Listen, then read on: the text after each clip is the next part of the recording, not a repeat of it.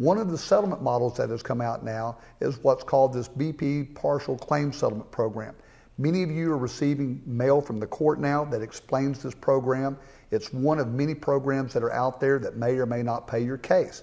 Again, whether or not your case qualifies, and if you have more than one case, some cases may qualify and other cases may not.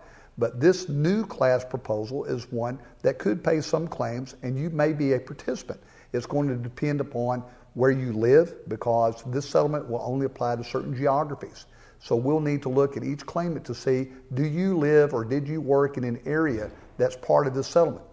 You may have lost money and be a proper claimant to the proceedings, but you may not get a recovery under this particular settlement because it's restricted to people that just lived in certain places, and it also is restricted to people that just did certain work. So there are lots of requirements. You have to live in the proper place, you have to have the proper documentation, you have to have the proper type of job.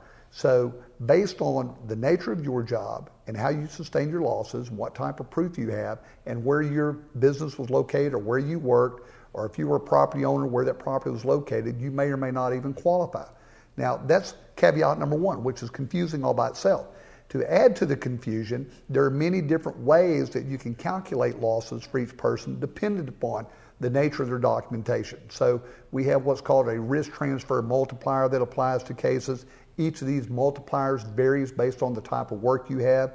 There are several years of past financial records that are required to review. You can look at those financial records different ways. An option of going through all of your actual losses, you can instead choose to settle for a one payment without all the underlying records. That only applies if you're in certain jobs with certain criteria. So again, lots of bells and whistles. If you had oil on your property, you're able to make a claim for that loss, but again, it depends on how far inland the oil went under what are called the SCAT programs. So without belaboring the issue too much, the reality is this new settlement proposal, which is over 1,000 pages long, has all kinds of bells and whistles attached that either will decide ultimately that you're entitled to some payment or you're not.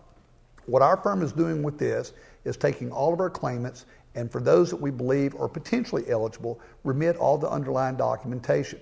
It's important to note, though, that we do not want any of our clients to be left as the class as your exclusive resolution, because ultimately, for all of our claimants, if they cannot resolve their claim and we cannot get that claim resolved to your satisfaction outside of court, we want to preserve your right to go to trial. One of the things that all of our clients have as a result of their loss is the right to a jury trial, and the class settlement requires you to waive that right. So we do not recommend that any of our claimants waive that right to jury trial and be stuck with whatever BP offers as part of the class.